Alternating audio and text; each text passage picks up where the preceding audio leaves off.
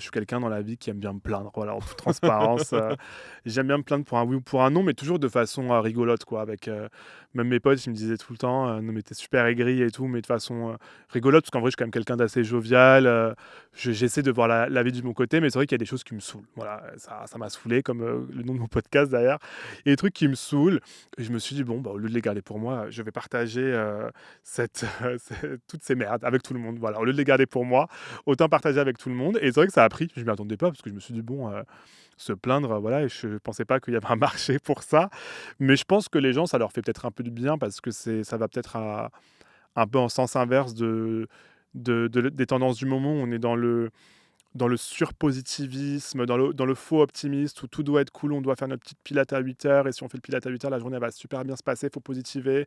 Et je pense que ça, il y a un côté un peu toxique. Je sens que ça t'agace ça. Ouais, ça m'agace parce que, bah, ce type de contenu m'agace dans le sens où je pense qu'il y a quelque chose d'un peu toxique parce que c'est toujours facile déjà quand on a une vie d'influenceur et aller au Pilates à 8 heures, bah oui, bah, tu le temps, t'as que ça à faire, c'est normal que tu puisses faire ça.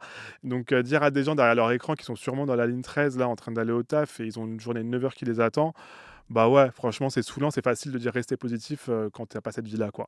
Et donc moi je suis un peu dans l'inverse. En gros, il y a plein de gens qui me disent ça, qui me disent: «Ça fait du bien, c'est cathartique un petit peu, d'entendre quelqu'un se plaindre», et donc moi, si les gens aiment bien, je continue et moi, ça me fait du bien aussi. Ça Mais me ce qui est drôle, c'est que la figure du ronchon en comédie française, elle a toujours existé. Oui, Dans les Molières, c'est très présent, Louis de Funès, Michel Blanc, ouais, on aime ces ronchons-là. c'est vrai. Bah, je pense qu'il y a il y a quelque chose d'attachant et il y a quelque chose de, je vais être chiant parce que je vais faire un anglicisme, mais de relatable, où on peut s'identifier à eux. Voilà, on peut s'identifier à eux. C'est un petit péché mignon, quoi. C'est des choses, des fois, qu'on n'ose pas dire parce que, justement, on entend tout le temps le: «Ah, arrête de te plaindre, tu as pas marre de te plaindre, il y a pire dans la vie», et cetera, et cetera.